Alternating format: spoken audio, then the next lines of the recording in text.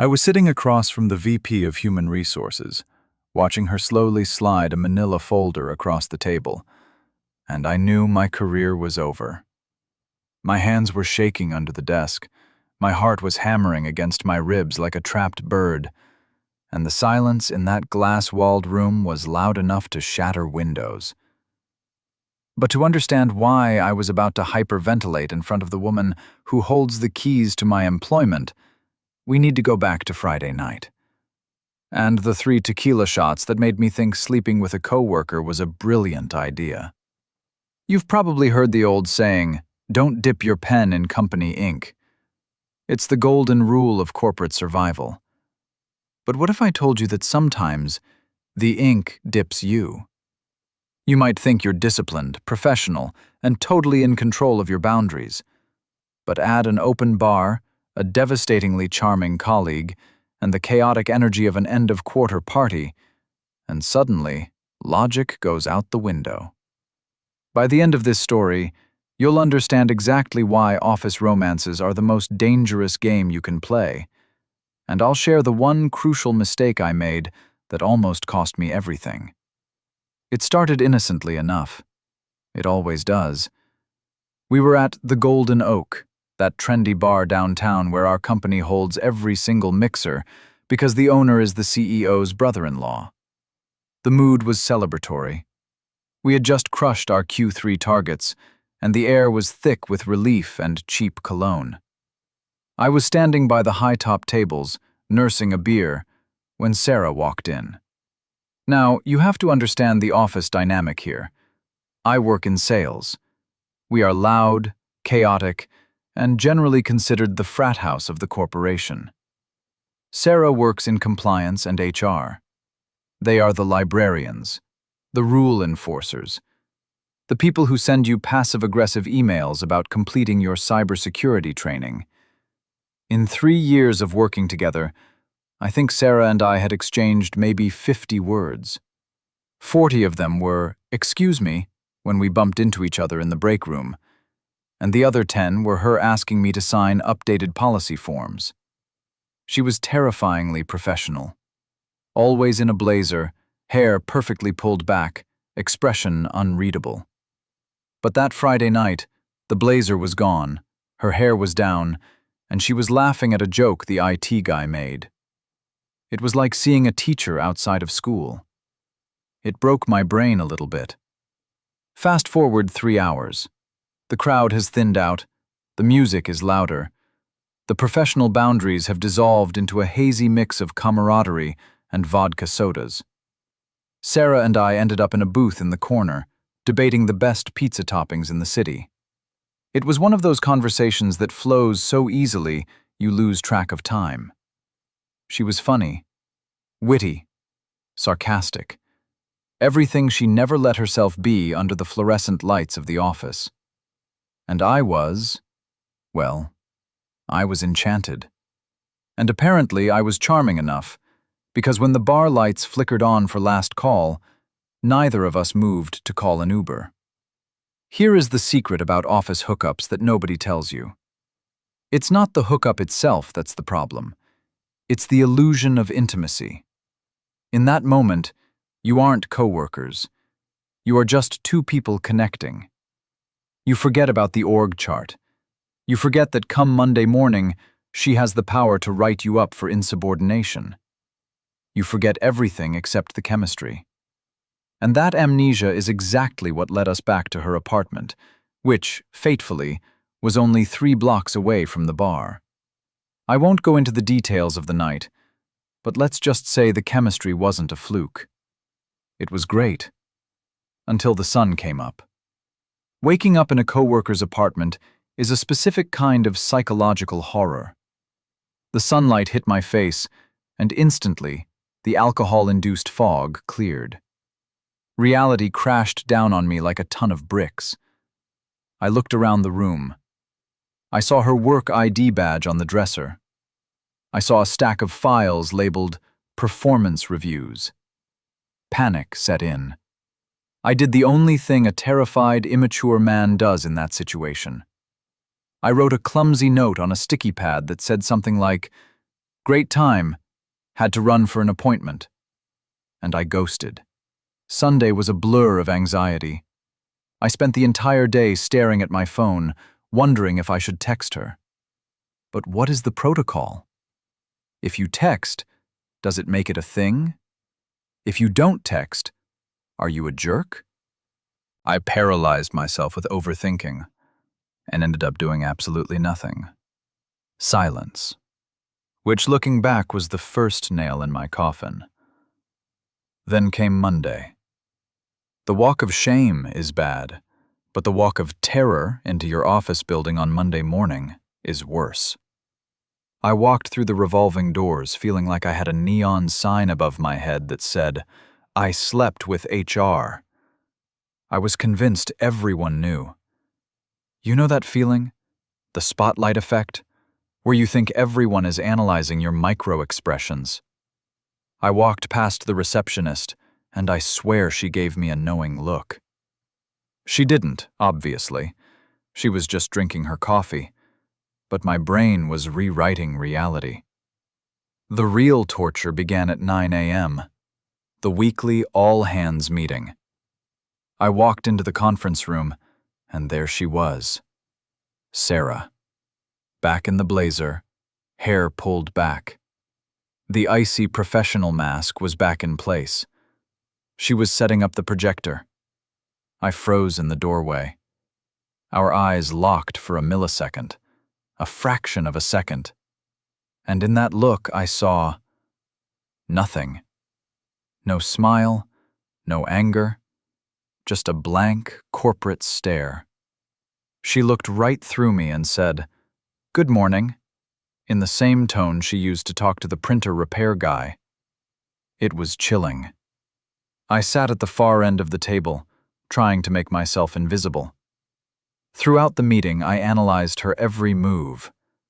Was she avoiding looking at me? Or was she looking at me too much?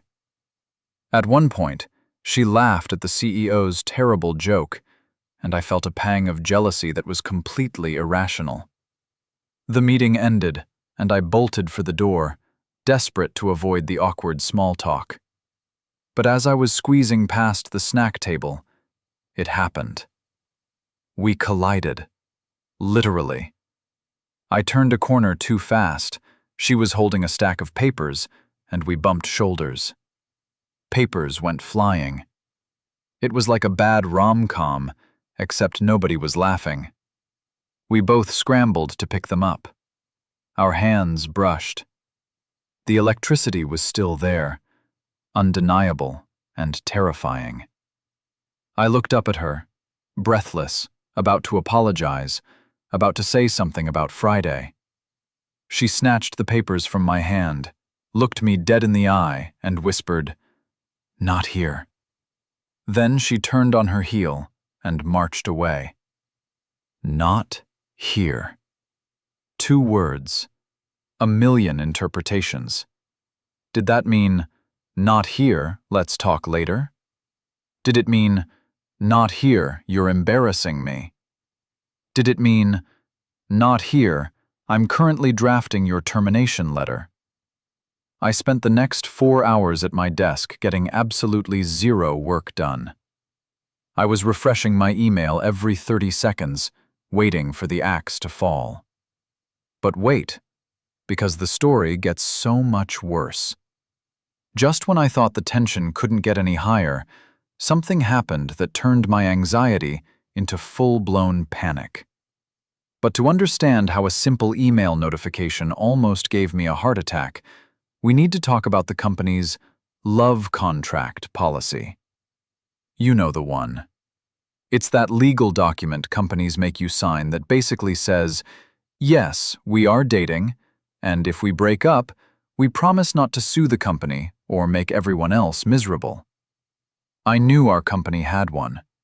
I also knew that Sarah, being in HR, was the person who administered them. So, imagine my state of mind when, at 2:15 p.m., a calendar invite popped up on my screen. The subject line? Urgent, policy review. The sender? Sarah. The location? The glass-walled conference room. This was it. The end of the road. I spent the 30 minutes before the meeting sweating through my undershirt. I rehearsed my defense. It was one time. We were off the clock. I love this job. I walked down the hallway to her office like a man walking to the gallows. My coworkers asked if I wanted to grab coffee later, and I just nodded grimly, thinking I wouldn't be an employee by the time coffee break rolled around. I entered the room. Sarah was already there. She had the door closed.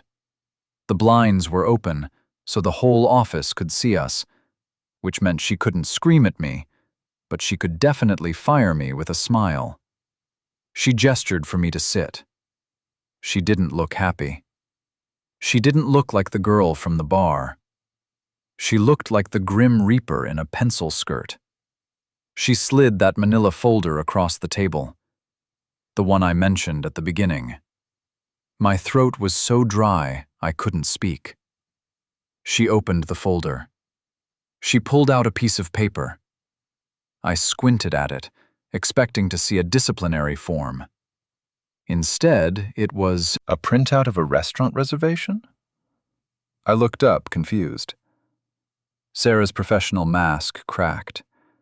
A tiny, nervous smile tugged at the corner of her mouth. She took a deep breath and said, "I didn't know how else to get you alone, without people asking questions." I blinked. "What?" She sighed, dropping the HR voice entirely. "You ghosted me on Saturday. I thought you regretted it. But then you looked so terrified in the meeting this morning. I realized you were just freaking out. I wanted to tell you, I had a really good time, and I don't want Saturday to be a one-time mistake." The relief that washed over me was so intense I almost fell out of my chair. I started laughing, a hysterical, slightly manic laugh. "I thought you were firing me," I managed to choke out. "I thought this was the exit interview." Sarah started laughing too, covering her face with her hands. "I'm the head of compliance, Mark. If I wanted to fire you, I wouldn't book a conference room. I'd just deactivate your badge." We sat there in that fishbowl conference room, laughing until our sides hurt, while the rest of the office walked by, probably thinking we were discussing quarterly projections or compliance audits. In that moment, the awkward tension didn't vanish, but it shifted. It transformed from fear into something else. Complicity. We were in on a secret together. But here is where the story actually gets tricky. Because now, we had a choice. We could walk away and pretend it never happened, saving our careers from any potential mess, or we could actually try to date. But dating the head of HR? That is a logistical nightmare. We spent the rest of that meeting negotiating the terms of a potential first date like it was a peace treaty. No PDA within 2 blocks of the office. No arriving at work together. And yes, eventually, if it got serious, we would have to sign the dreaded love contract. We decided to risk it. We went to dinner that night, and the next. For 3 months, we were the CIA agents of romance. We developed code names. We had secret signals in meetings. If she touched her earring, it meant, "Meet me for lunch off-site." If I adjusted my tie, it meant, "I'm running late tonight." It was thrilling. It was exhausting. It was the most stressful and exciting time of my life. But secrets in an office are like water in a cracked vase. Eventually, they leak out. People aren't stupid. They noticed we took lunch at the same time. They noticed the lingering glances. The awkward tension I was so afraid of had morphed into sexual tension that was apparently palpable to everyone within a 50-foot radius. One day, my boss called me into his office. I thought, here we go again.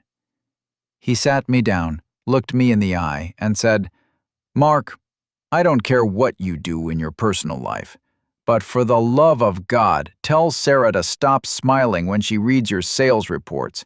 It's creeping everyone out." That was the moment we knew the jig was up. We weren't being slick. We were just being annoying. So we did it. We went official. We signed the disclosure forms. We sat through the awkward meeting with the legal department. And you know what? The tension vanished. The thrill of the secret was gone, replaced by the comfort of reality. It wasn't as exciting as the sneaking around, but it was sustainable. Looking back, that initial awkwardness, the panic, the fear, the misunderstanding in the conference room was necessary. It forced us to evaluate if this was just a hookup or something worth risking our comfort for. If I hadn't been so terrified of losing my job, I might not have realized how much I wanted to keep seeing her. The fear clarified the desire. Office romances are messy. They blur lines that are meant to be straight. They introduce emotion into a space designed for logic. And if they go wrong spectacularly. I was lucky. Sarah and I are still together 2 years later. She still runs HR, and I still work in sales, and we still argue about pizza toppings. But every time I walk past that glass-walled conference room, I remember the feeling of that manila folder sliding across the table and the terror that turned into the best decision of my life. So I want to turn this over to you. I got lucky, but the statistics say most office romances end in disaster or resignation letters. Have you ever crossed the line with a coworker? And more importantly, if you were in my shoes that Monday morning, would you have played it cool? Or would you have panicked just as hard as I did? Let me know your stories in the comments below. I read all of them. Thanks for watching, and I'll see you in the next story.